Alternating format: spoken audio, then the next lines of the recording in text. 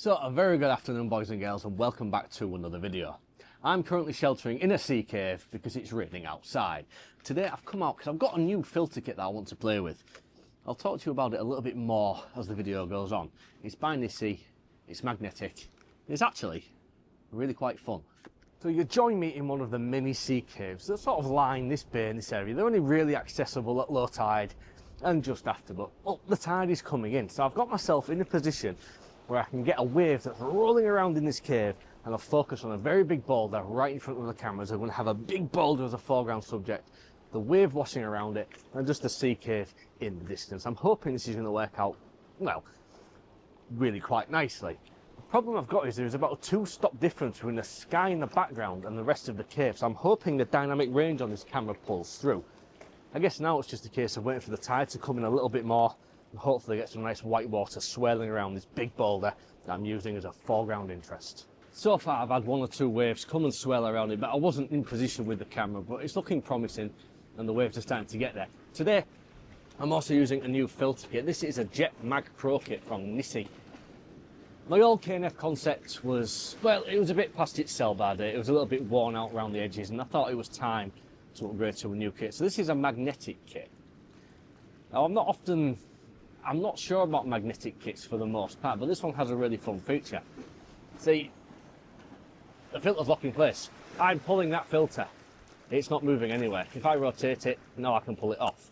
There are 2 little locking nugs in there, which keep the magnetic filters nice and snug and in position. So I have a polarizing filter on the front of it, a 3-stop filter, and I'm also using the live ND16 that is built into this camera. That worked quite nicely. Let's see if we can get another one. So I've got a couple of stops of filters on there. Let's try and get it as the waves are washing out. I think that photograph's worked quite nicely. Here it is.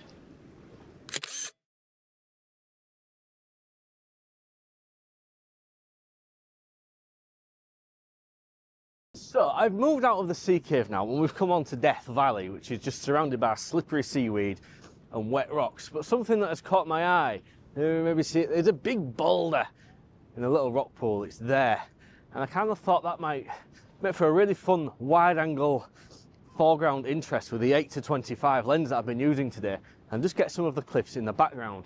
Now the tide is almost up to where I am, which is a good thing because we're going to get some waters around us. I'm just hoping some of the waves maybe start to crash around a little bit more, and hopefully we'll get some cloud in front of the sun, because we don't want some really harsh shadows in this photograph. That would really upset me. So it's just going to be a patience game. So I'm going to get a composition set up. I'll show you where we're at, and then we'll hopefully get the right conditions to take a really nice photograph. Nice big foreground interest, leading up some caves, long exposure. Well, let's have a look. So really good news, the rain's back. So I'm using the beanie just to cover the front of the lens. So I've got a photograph composed now, using the big boulder as a foreground interest, leading up through some of this seaweed up to the cliffs in the background. The tide is rising enough now where there's some white water just starting to spill over into this little rock pool as soon as like a big wave comes along and washes around it. So that's just the waiting game now. We're just giving it another few minutes, just let the tide rise a little bit higher, so we'll get a little bit of turbulence in the water down here. I'm using the 6-stop filter, 6-stop magnetic filter, and the polarizing filter. So let's just see. Hopefully we don't get completely rained off and get a photograph taken soon. Alright, so I think the time has come now to start really thinking about taking a photograph. As you can see, this little area where I am is now slowly becoming submerged, and a lot of the big waves start to really roll in. So it's just a case of, well, just waiting for a big one to come along now and hopefully swell some of this water about. So let's see. Here comes a wave. I'm not using a 2-second timer now. I'm just trying to take a photograph as this water comes in.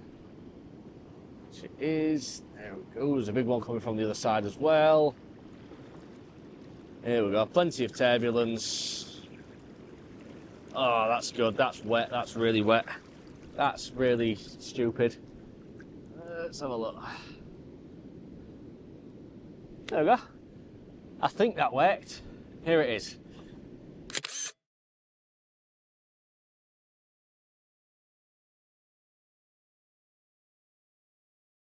Oh, there we go. A little bit of higher ground, a little bit further away from the waves. So let's talk about this filter kit then. I'm actually really quite taken with it. It's the first time I've used it. So it comes as basically a sandwich of filters. So you've got a front cap, a back cap, a polarizer, a 3 a 6 and a stem stop filter in there. You also get a bunch of step-up rings. And it's all magnetic, but like I say, it locks into place, which is one of the reasons why I've never really trusted magnetic filters in the past. So you see that pops off nice and easy? If I rotate that and line all the lugs up, it's not going to come off, and that is a big thing for me because I'm always a bit paranoid that magnetic filters are going to come off. It's really easy to use as well, and you can stack them all on top of each other. So if I leave the front cap on, if I take the back cap off, there we go, I rotate that, that back lug is in place, that's locked in place, that's not going anywhere, and that's great. The old K-neck concept thing I was using, like I say, a little bit rough around the edges, a little bit beaten up. It was time to readjust. I'm actually quite taken with this. Hopefully there's no colour cast, but that's one thing that we'll come across when we get home. Now I've come to a little bit of a higher spot, so we can take a photograph of that C-stack. I just need to figure out sort of focal length of this. I don't know whether to go wide or whether or not to go long. Length or girth? What do you reckon? I think girth. I think we'll stick with the 8-25. We'll get some of this bedrock in there. Hopefully get a nice black and white long exposure photograph. It's a bit too bright for colour now. Let's go black and white. See what we can achieve.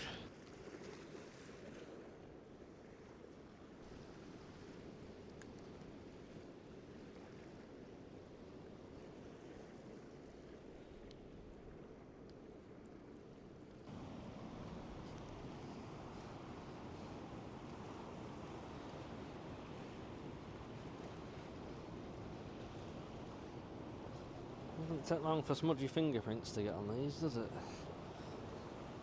You know, I really remember a time when I'd have been down into the minutes doing things like this at this time of day. And it just looks no fun anymore. So I've got a 10-stop filter on and the polarising filter. And we're just timing it as the waves come in and crash against this bit of rock in front of me. Now, it seems to me, watching the waves, we have to wait while 3 or 4 come in succession, and that really sort of bangs everything around in the foreground. So let's have a look, see if one of them comes. I'm down at 2 seconds, which I'm finding gives just enough fun texture in it without completely just washing it out. I do, as I say, I remember the days when I would have been down into the 10s, 20s, 30s, even a minute doing this kind of thing with a 10-stop filter in the middle of the day. And as I've grown as a photographer, I tend to prefer a couple of seconds, and it really just kind of adds that texture to these long exposure shots. Now, here comes a fairly large wave. I haven't got a 2-second timer on for this. I'm trying to time as it's all crashing along. So there's the first one comes in. That fills it in. Here comes the second bit. Boom. And that swirls everything around. There's all kinds of fun little sploshes. And it all just kind of looks really fun over a couple of seconds. So I'm hoping this is going to work out all right. I'm taking a couple of photographs here, just trying to get one. And say, I can't really see because of where the sun is. There's a big one. New splashing around. I liked that. There we go. Here's a photograph.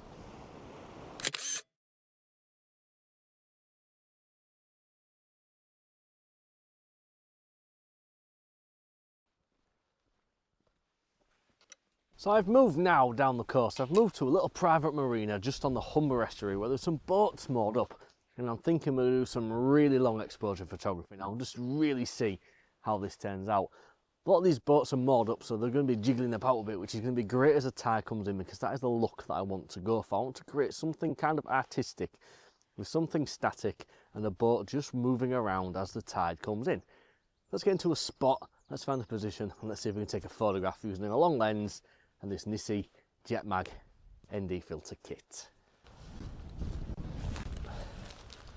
So I've come to a little flat grassy area, nice and close to where the boats are. You can see the tide is really rising now, so I'm hoping it's not going to be too long until these boats are jiggling and wiggling, doing all sorts of dancing in the rising tide. I've got myself into a point where I can throw a nice long lens on the camera and I'll be able to reach out and pick out individual boats from where I'm sat. Let's just see. A little bit of time, a little bit of tide, and hopefully a nice artistic black and white long exposure photograph is going to be had from this one. Alright, so I think we're maybe in a position now to take this first photograph. So, just across this marina, there is an old pier made out of wood, which is nice and static in the water. The tide is risen enough that the boat next to it now has just been lifted a little bit by the water. I'm hoping there's going to be a little bit of movement in that boat against this scene. And just in the background as well, there's a dinghy that I can see with my eyes. It's just starting to move around in the water as well, which is great because that's the look that I'm really going for. The background is fairly plain. There is just an old wintry tree in the background with some clouds and blue sky, but I'm kind of going for a black and white anyway, so the blue sky is kind of irrelevant. So we're at 60 seconds, f4.9, ISO 200. In fact, let's see if we can adjust this. No, we're stuck at a... with 2/3 of a stop overexposed. I was hoping for a stop with just 2/3 of a stop. So I'm going to press on the boat, focus on the boat, 2-second timer. So I'm using a combination of a polarizing filter from the filter kit, a 10-stop filter from the filter kit, and the built-in ND32. So he's giving me enough stops to get down to a minute, slightly overexposed, but here we go. Here's a photograph of a boat.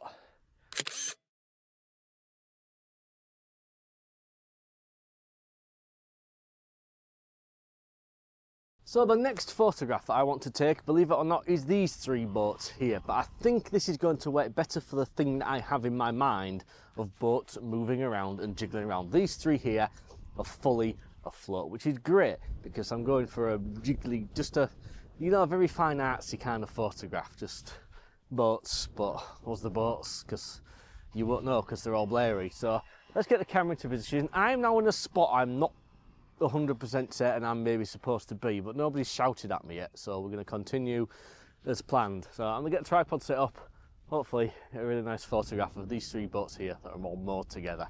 Now the tide's coming just enough to allow them to jiggle about.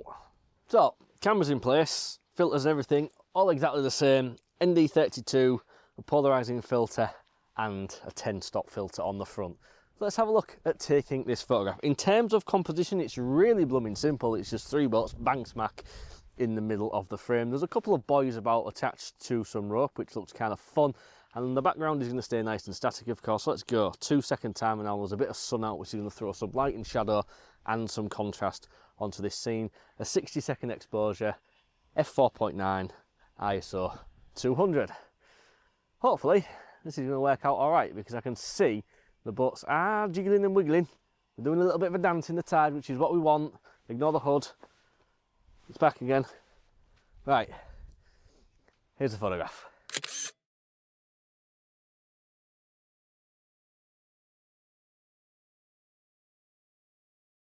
So thank you very much for watching today's video. I'll tell you what, today really has proven to me that this camera here, the OM system OM-1 Mark II, paired with a decent filter kit, really is a long exposure photography. It's just a beast for it. It really is an absolute tank of a camera for this kind of thing. The computational photography mixed with the traditional filters makes for an absolutely well-beating, game-changing experience when you're doing long exposure photography like I've done. So today we've been to a couple of different locations. We've been to the coast and done some photography down in the low seconds, just getting some swells and some textures. And we've also been able to come out in some bright sunlight and throw this all together and get down to a minute's worth of exposure just to try and take something a little bit artistic looking.